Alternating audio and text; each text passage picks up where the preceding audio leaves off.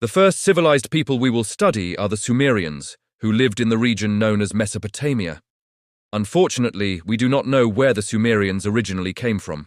One common way historians trace a people's origins is by studying their language and identifying related tongues, but in this case, that approach is of little help.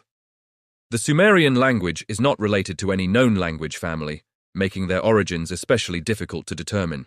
Most scholars believe, however, that the Sumerians migrated into Mesopotamia from the east, likely from the region of the Zagros Mountains. They were drawn to southern Mesopotamia because its environment could support human settlement. Marshlands along the rivers and the coastline of the Persian Gulf provided abundant food resources through fishing, farming, and trade.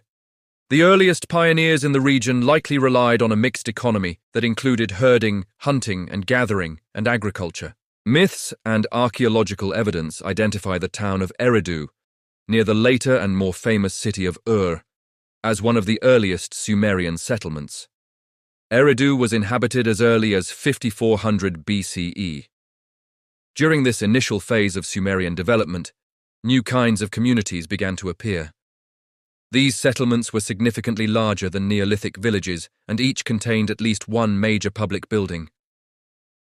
The construction and maintenance of such structures required a level of organization and authority far beyond that of simple farming communities. These early Sumerian settlements were small, independent city-states. There was no central or national government uniting them.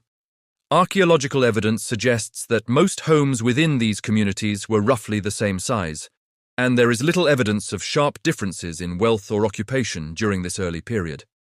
Social classes may not yet have fully developed.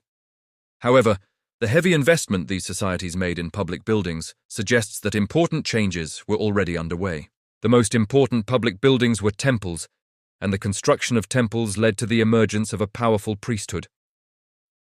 Over time, these religious institutions became central to Sumerian political and economic life.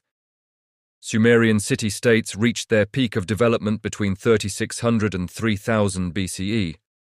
One of the best-known examples from this period is Uruk, the legendary city associated with Gilgamesh, which may have housed as many as 50,000 inhabitants. It was also during this period that some of humanity's most significant technological innovations appeared. The wheel and the plough were developed, dramatically transforming transportation and agriculture. Sumerian farmers expanded food production and planted some of the world's first orchards, growing figs, dates, and olives. Historians have long debated why Sumerian civilization became so heavily urbanized during the 4th millennium BCE. Earlier scholars assumed that irrigation systems led to the formation of cities, but archaeological evidence suggests the opposite. Cities emerged first, and extensive irrigation systems followed. Legends and material evidence indicate that Sumerians clustered together primarily for protection.